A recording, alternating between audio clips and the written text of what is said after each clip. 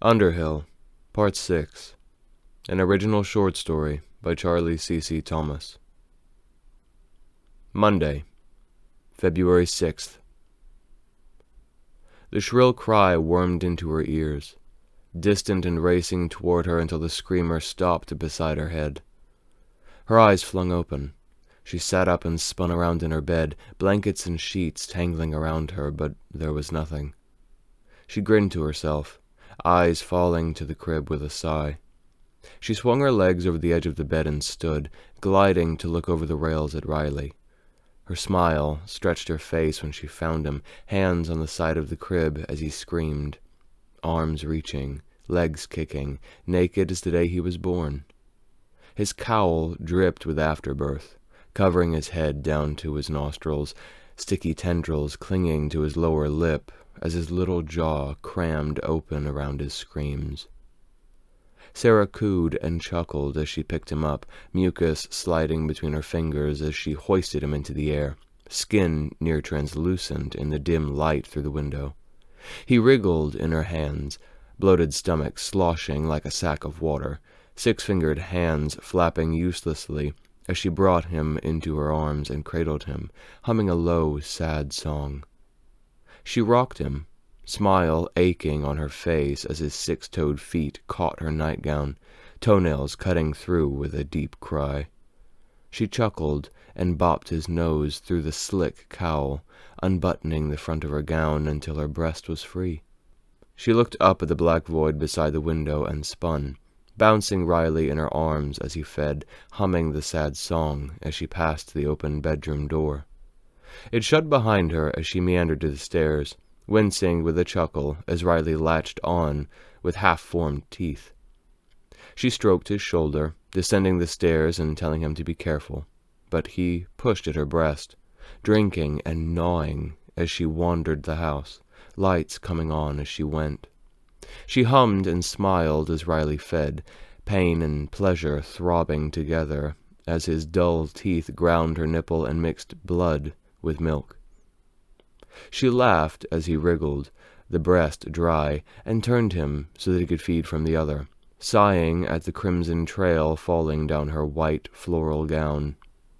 "Look what you did," she chided and stopped, her smile falling as the darkness outside the house blinked into daytime. She furrowed her brow, turning from the sitting-room window to the living room and kitchen, and stopped to face the front door.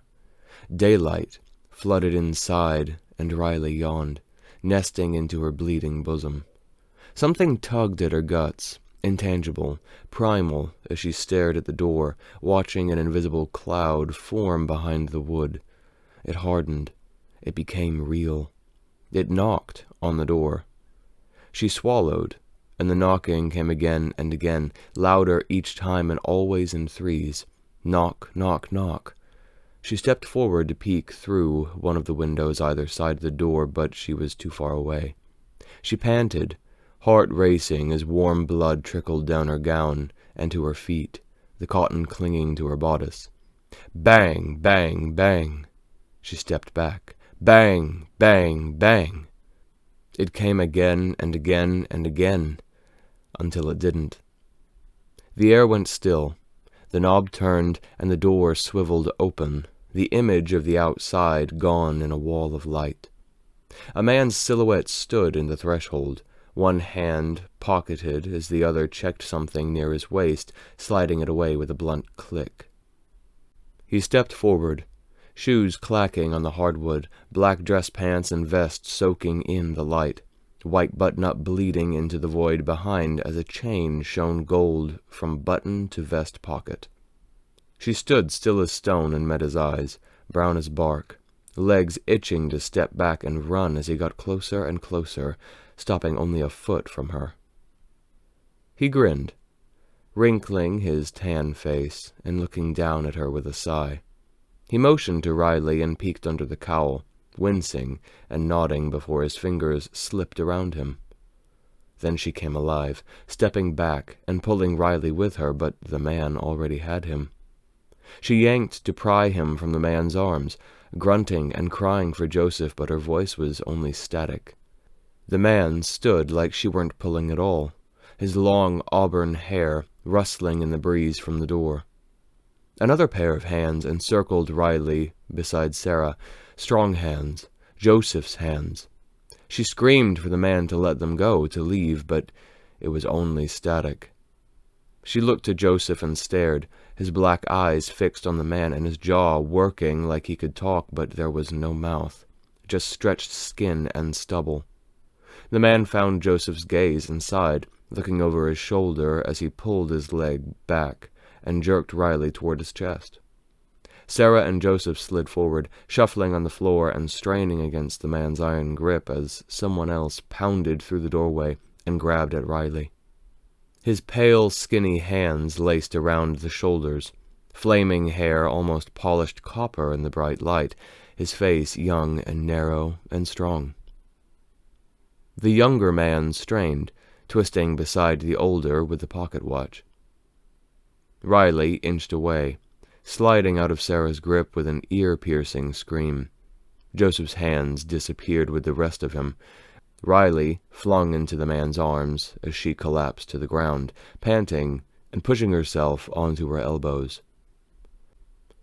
The man smiled at her sadly and turned, walking into the light with the young man beside. She pounded her fist on the floor and shot up, snarling and screaming white-hot noise as she bolted into the light and froze. The wrath, the bloodlust, the fire, it all died with a knitted brow as she looked at a woman lying on a cot. The room was small and dull, with a barred window close to the ceiling and a sink and toilet in the corner opposite the bed. She turned back to the doorway, and the light still burned, bright and empty and stinging her eyes. She blinked away the burn and faced the woman again, joined by a nurse this time, who sank a needle into her arm as she struggled against the restraints. Then the nurse was gone like a flicker of old film, and then back. The woman moved out of her restraints and back into them in a blur. It ran faster and faster, settling for moments and speeding back up as the woman moved in streaks of color, then sat on the bed for another injection, then paced the room and sat on the bed, taking a handful of pills, over and over, blur, pills, blur, pills, blur, pills, night and day, flipping like a coin in the window 100,000 times. The woman slowed and stood in front of Sarah, and Sarah stepped back. Eyes wide as a younger version of her mother stared through her with the same dead eyes that Sarah had always known. Her younger mother sighed and looked over her shoulder before facing forward and holding up a pill. She licked dry lips, set the tablet on her tongue, and drank from a cup of water, swallowing with shut eyes. She opened them, dull and gray as a corpse, and walked through Sarah like she were only made of smoke, disappearing into the light and a flurry of distant shouts and insults thrown at her, her brother, her sisters, her father. Sarah turned back into the room and stared at the woman in the corner, sniveling beside the toilet, pushing herself into the wall, half naked, half crazed and unbathed. Her wide brown eyes were bloodshot, face a skeleton, dry lips cracked and bleeding as she tugged at her matted short hair, ink black. They locked eyes and Sarah swallowed, stepping back, arms bent like to shield herself from a blow. From the sight of the creature, from the sight of her clone. The woman in the corner, the other Sarah, looked past her into the light and peeled her broken lips over her teeth, tears streaming down her face as noises shot from her mouth. Her skinny legs came to her chest, held there by a bony hand as the other pointed past Sarah, trembling and whimpering like a beaten dog. Sarah turned, the other's noises climbing behind her higher and higher as something approached out of the light. Each step echoed like it were coming down a long hall, pulling the other Sarah's voice higher and higher until she screamed, head bashing against the metal toilet. Thud, thud, thud came the blows as she sputtered and whimpered and shook. Then the light parted around a silhouette, a tall man with a strong, tired face and black, broken eyes. Beside him, he held a boy's hand. Sarah's lips parted on a breath, brows furrowed as she stared at the man, so familiar, and the boy with big yellow eyes. She stepped closer as they stopped in the doorway, hand raised to touch the man's face and stopping as the light carved into her sockets. She hissed, mouth opening to speak. The other Sarah screamed. She waited until the episode was over, mouth opening again and clamping shut as the other Sarah shrieked, once, twice, thrice more until the episodes didn't end. Voice shrill as a girl, then hoarse and desperate, then deep and angry. Sarah spun to shout at her doppel, but then the cell blurred, and the wall became her bedroom ceiling. She blinked and groaned, late morning light streaking the room as a shrill scream jabbed her eardrums. She sat up, grabbing her temple as the cry rang in her ears. She swung her feet over the edge of the bed, bent over, head in her hands. But the scream pierced the air and sent her bolt upright, eyes wide and body thrumming as she turned to the crib.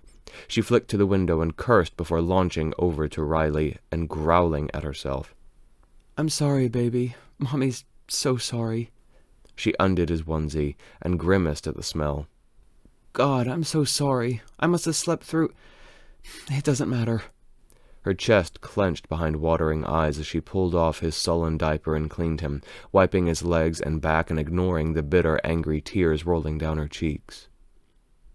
She grabbed her head, grimacing around a sob in her throat as she squeezed her eyes shut, forcing breath to come and go. Her jaw clenched, teeth grinding as her mother's face came to life in the dark behind her lids. "You're no mother," her voice said. "You're just a stupid girl. A weak, useless slut who couldn't keep her legs closed enough to keep that thing from ruining her life. Who couldn't get her man under control." Sarah scowled and opened her eyes, glaring from under her brows as fingers curled to claws and she snarled at the open air, her mother's voice still ringing in her ears. "You're as bad as that thing you call a brother, a worthless animal that just wants to suck me dry." Sarah's heart pounded as she stood straight and forced her breath to come and go slowly, her body burning for more air, but she refused.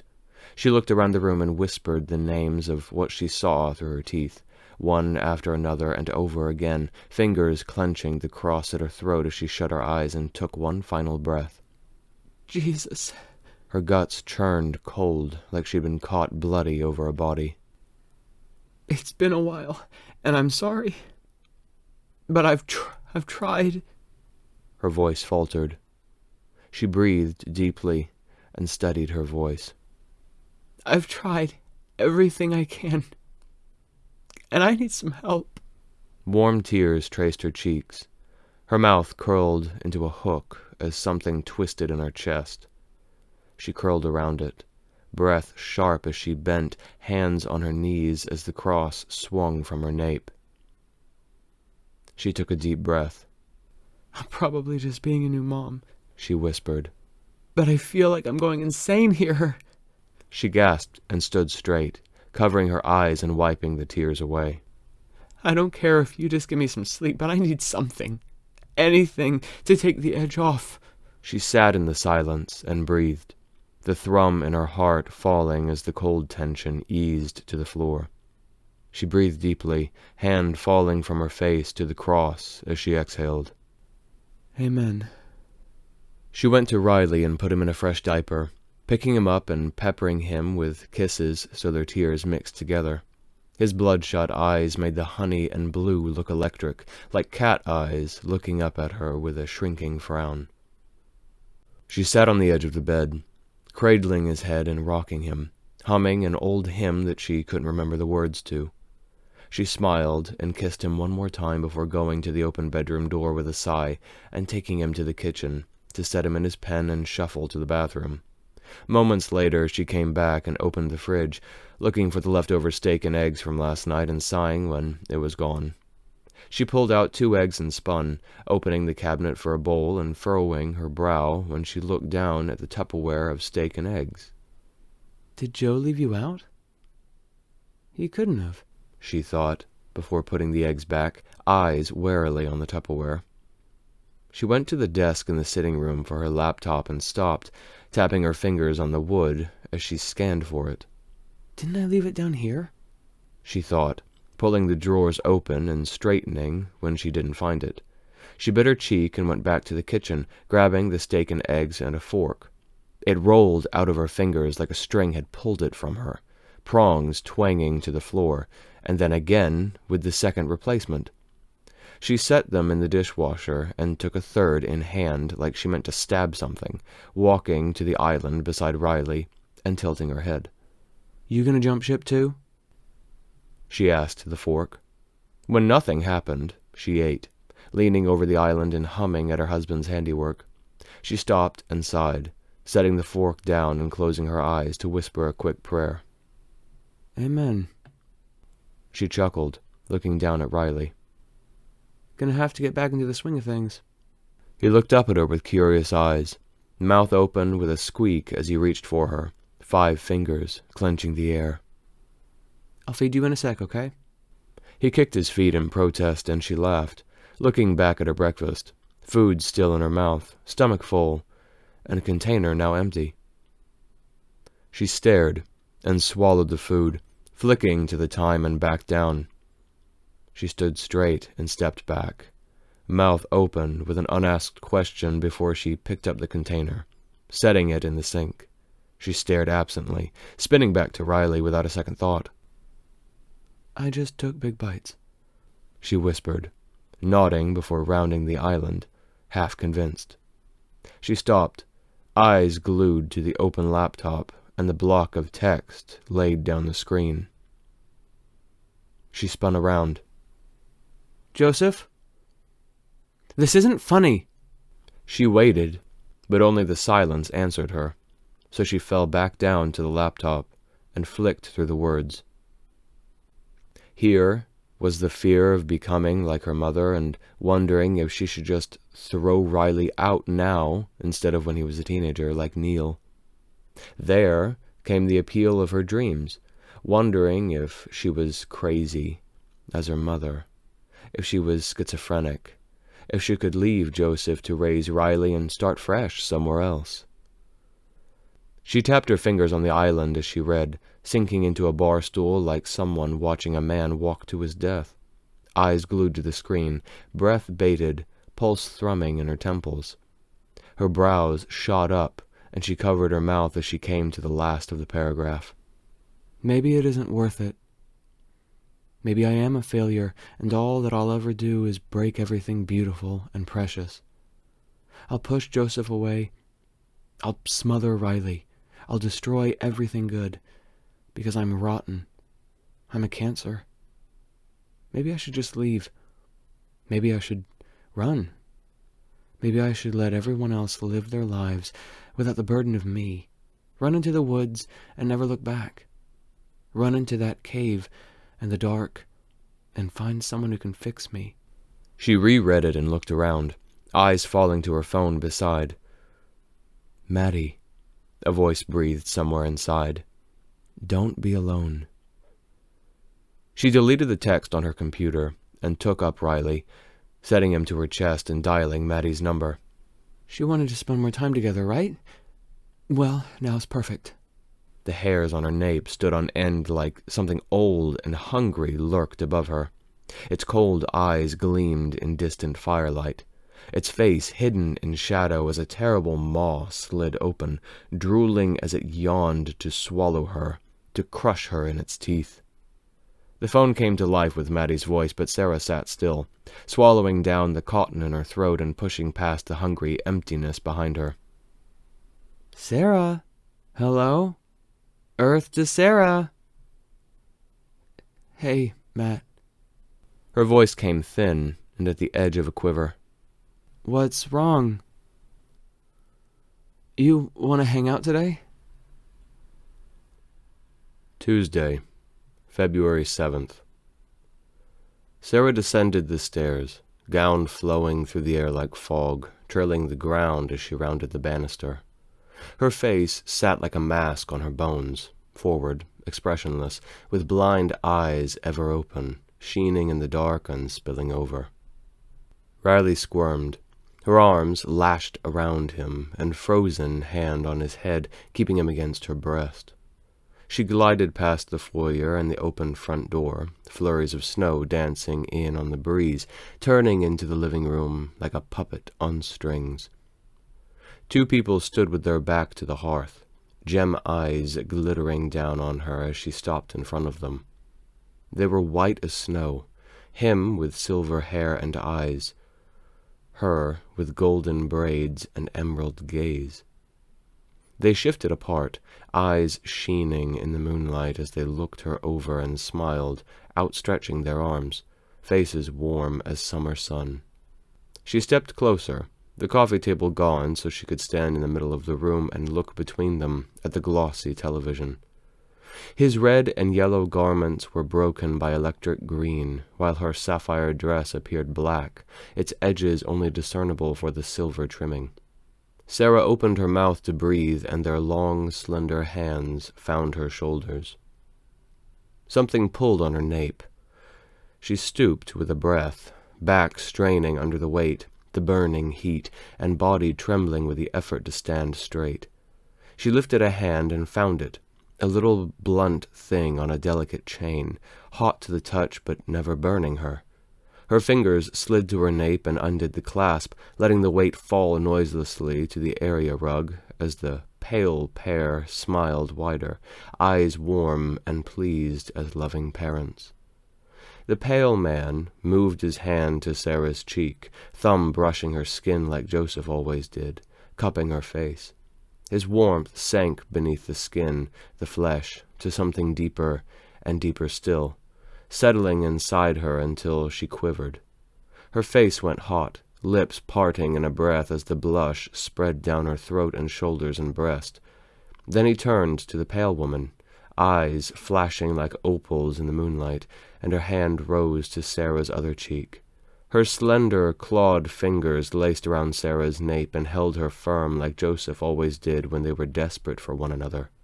Then her warmth sank, knitting with the pale man's, writhing inside like restless lovers, a coil of snakes. Sarah took a sharp breath, the warmth opening up inside her, stretching into her limbs, her chest. She panted, eyes begging to fall shut so that she could bask in the heat and the tangle of limbs inside of her. The man and woman grinned like proud parents, shoulders jumping in chuckles that the air did not carry. They pulled away, and the pale woman slid her sleeve down her left shoulder until her elven breast was free. The pale man's fingers made quick work of the buttons down Sarah's breast, sliding her hem off of the shoulder and freeing her own breast. The pale woman looked at Riley with a soft smile, tilting her head as the air stirred with cinnamon and clove. She reached forward and stroked Riley's head, fingers sliding around as she pulled him away. The pale man set something else in Sarah's arms. The clouds parted, flooding the room with light that sparkled off of them like polished stone and gems. But behind, the black mirror of the television came alive with a different vision. Their pale reflections clamored over Sarah's weeping eyes, naked, veiny creatures with old hair and bony backs, shoulders tilted and spines twisted as clawed hands moved about her. And the thing in her arms was no different, a fat, veiny creature with translucent skin and yellow eyes that burned up at her like its groping six-fingered hands. The reflection of their hands jerked, fingers twitching and tutting. Sarah's head leaned down, tilting until it found the creature in her arms. Only it was no more a creature than the pair. It was Riley. He was beautiful and perfect. His skin and his smell, his warmth and his muscles and his hair, it was Riley. Her Riley. And so was the other one, like he had been split in two. The pale woman nestled the other Riley in her arms, rocking him gently as her long fingernails traced his skin. She smiled down at him like a new mother before lifting her sharp face to smile at Sarah, big enough to show her dozens of long, slender teeth. She positioned her Riley at her breast, humming low and careful as she set her thumbnail to her nipple, wincing as it broke the skin and trickled crimson. She lined up Riley's mouth, and he latched and suckled, hand pushing the breast as he fed and drank like a starving man.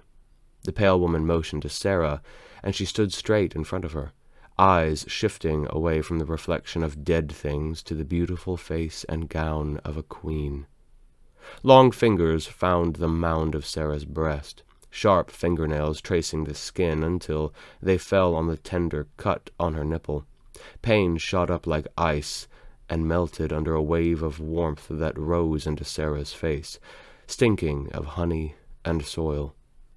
Sarah looked down at her Riley and aligned his mouth to her breast, blood mingling with milk as he suckled, and then sucked hard, gums gnawing at her as sharp fingernails left tiny crescents in her skin.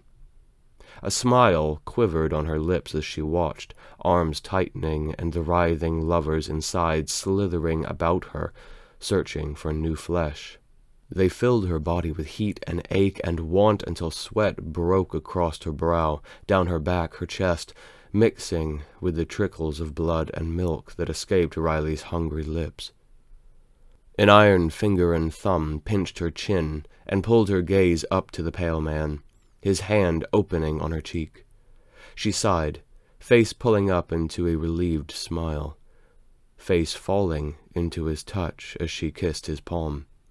His smile widened, pale eyes darkening as he watched her and turned to the pale woman, his hand finding her cheek and stroking the skin. Her smile was like sunrise and the first cool breeze of summer as she leaned her lips into his skin. The kiss was sharp in the silence, the first true note from either of them apart from the tune that the woman kept humming.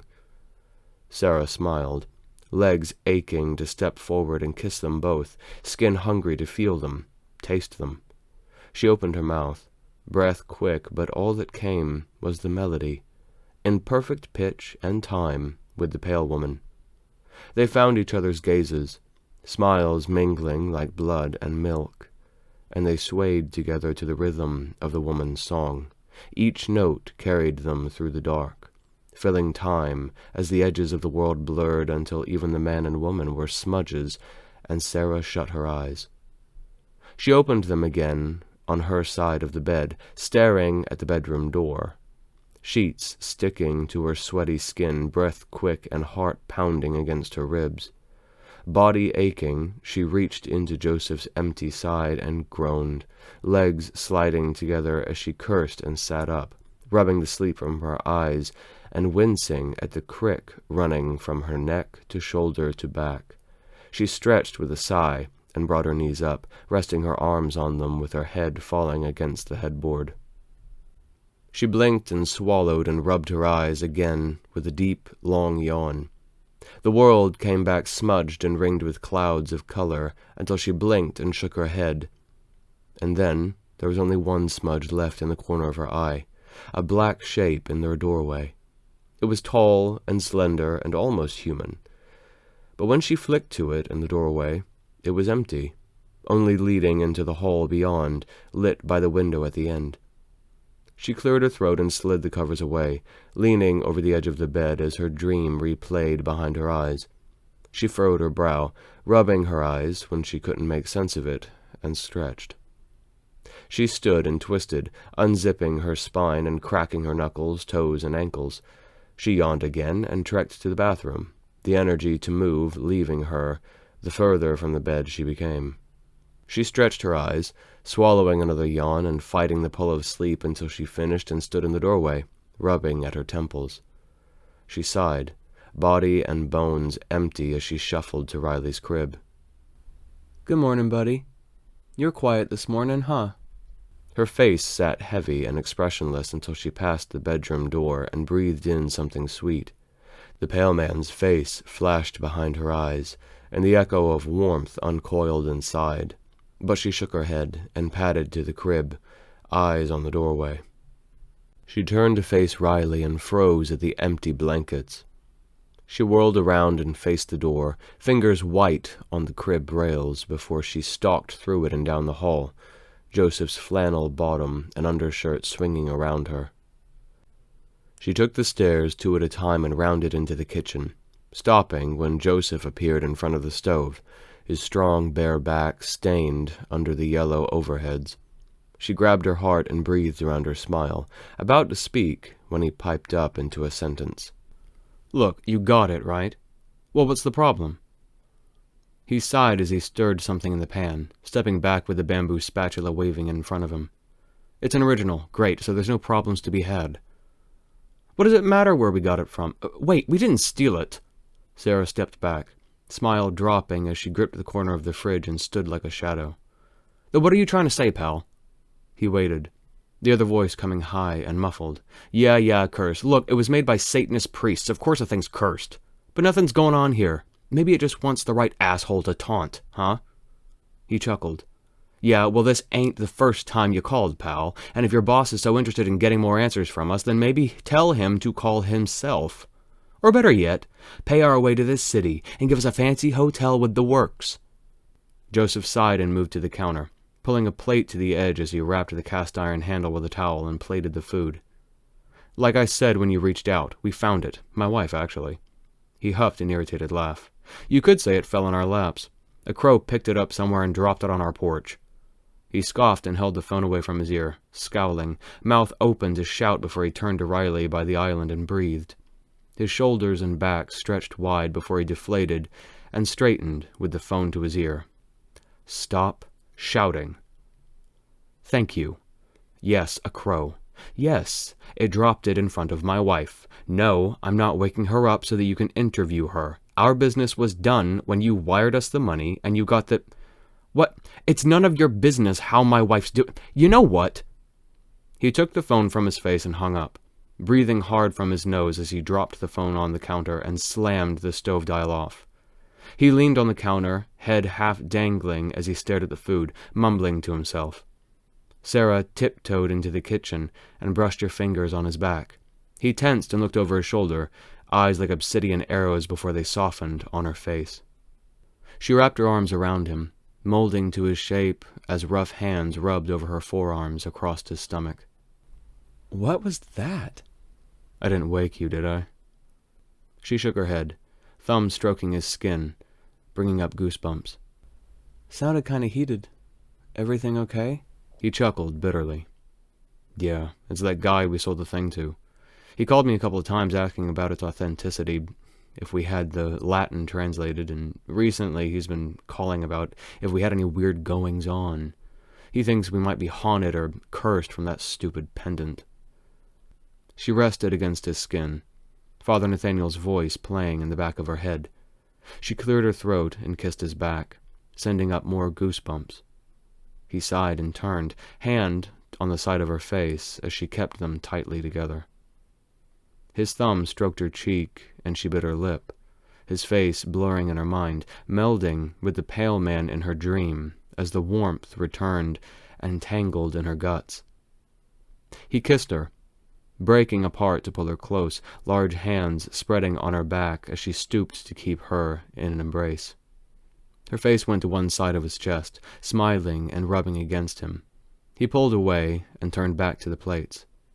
She chuckled nervously and stepped back. "Not in the mood?" "I'm a little tense from the call. Guy's been getting on my nerves." He turned quickly, 2 plates in hand, as he bent, kissed her lips, and walked past. "But I didn't get the week off to talk about stalkers from the city. I want to spend time with my beautiful wife, my son, and get some things done." She whirled around with furrowed brows, the heat fallen dead. A week? Babe, we can't afford that." "It's paid. Larry told me to take it off." He set the plates on the island and walked back in front of her, hands sliding down her forearms to take her hands in a smirk. "He sees how hard I work and how dedicated to the shop I am. Plus, he said my head's slipping in the office, and I looked like death warmed over." "But you just lost 2 guys. That's going to be crazy for everyone else." He grinned and stroked the tops of her hands. We got another hire, and Larry's nephew's been itching for a job for months. It's all good. I still get paid, plus a vacation, plus I get to see my family. He leaned in and kissed just beneath her ear. And we can finally spend some quality time together. After breakfast. She smiled and gripped his shoulders, pushing him back to kiss his cheek. After breakfast. There's always something, isn't there? She shoved him playfully back to the island as she grabbed 2 cups for coffee. I made breakfast. I'm going to eat it. He chuckled and sat down, nodding his head in thanks as she offered him another cup of coffee. She turned and poured, looking out the window as Joseph perked up about the call again. The kid almost had a heart attack when I said something about the crow.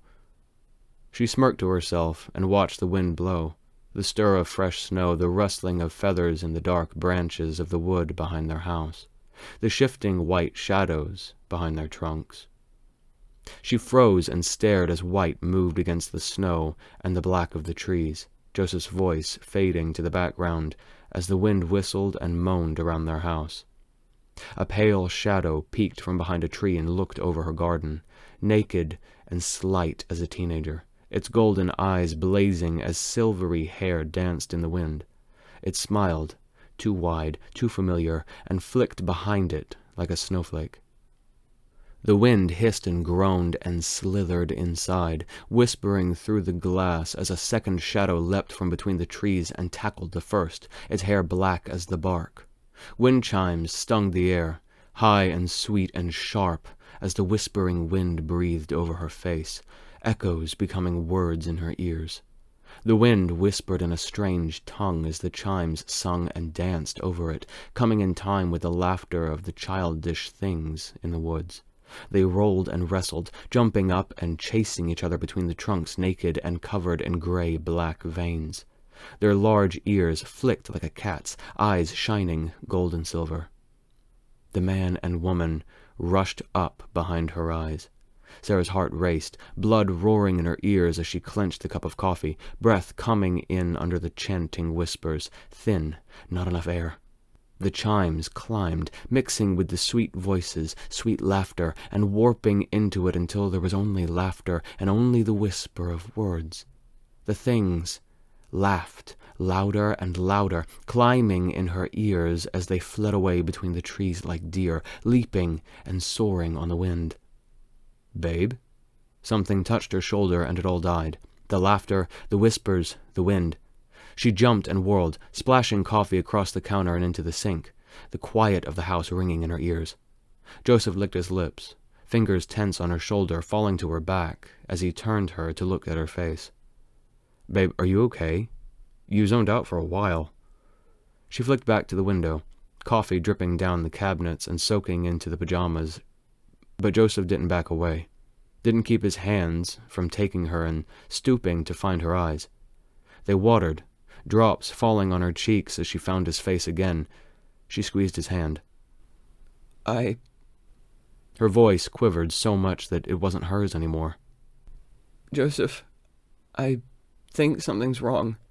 Like, really wrong." "What? Talk to me."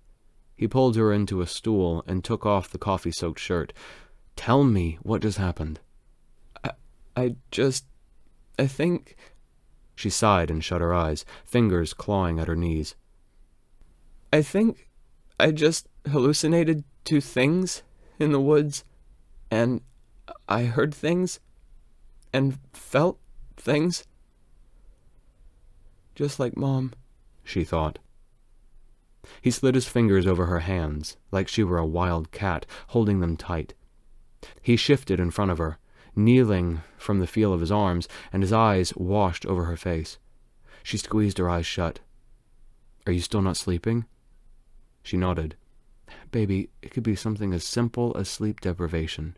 It's scary, but it's not life-threatening." Her eyes fluttered open, and she stared at his hopeful grin through the tears, taking a shaky breath.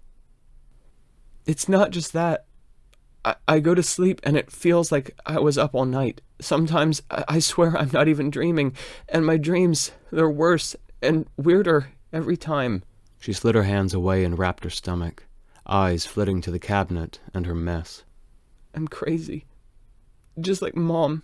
He grabbed her face with both hands and forced their eyes together, his gaze burning black. No, you are not. Tears welled in her eyes as her lip quivered. I'm sorry. I'm sorry for everything. I'm just as crazy as her, and God, all I'm good for is breaking everything. You're just a stupid girl. Her mother's voice boomed in her ears. Joseph stood, one hand sliding into her hair, and the other took her hand. You aren't crazy.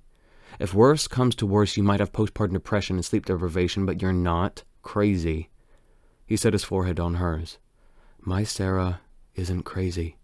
She knows she isn't crazy. You know that you're not your mother. She has no more power over you. But it runs in families. Joe, I have to at least consider. Her eyes shut as her mouth crumpled. Repeat after me. Do it. She nodded, eyes fluttering open and fixing on his chest, trying and failing to keep his eye. I was tested for every type of crazy. I was tested for every type of crazy. I was negative for everything. Fresh tears flowed, and she opened her mouth, but all that came out was a sob. Say it, baby. Not for me, say it for yourself. Remember. Remember? The woman's voice whispered. Everything you want is outside. I was negative. My mother had a nervous breakdown and has a narcissistic personality. My mother had a nervous breakdown and has a narcissistic personality. She drifted up to his face, ready for the stone and steel, the battle armor in his voice, the hard edges sharpened for a fight. She found it, and new tears came when there was his firm jaw, his eyes that saw her, that pushed back the world to see all of her and didn't look away, his strong and open and loving face, the face of a father, of her friend, of her husband. She wrapped her arms around him, nodding, hissing out her words. I'm sorry. I hate this. I hate being like this. He rubbed her back. If you really think something's wrong, then we can see a doctor about your sleep. But you're not crazy. You're my ladybug, not a black widow. She sputtered a laugh and buried her face into the crook of his neck. I think I need to see someone about all this. If I can just get some rest. She smiled and wiped at her eyes as he pulled away, kissing her cheek. Then that's what we'll do. Now, come eat. Some food on your stomach will help, and I'll clean this up. You don't have to, babe. I made the mess. I know. I want to do this. Now, please, have some breakfast for me. He smiled and kissed her lips as she looked out the window. The crow sat in the trees and cawed against the wind, flapping and climbing high into the pale, wintry sky, like a black star. Hey y'all. Since you made it this far, I hope that means you liked the video. If you did, let me know by hitting the like button, and if you want to support this channel further, go ahead and subscribe and ring the bell, as the kids say, to stay informed on when I upload. And if you know someone who loves stories but is tired of the same old stuff, go ahead and share one of my videos with them, as all my stuff's original content. Alright, that's all I've got to say. I'll see y'all next time. Bye.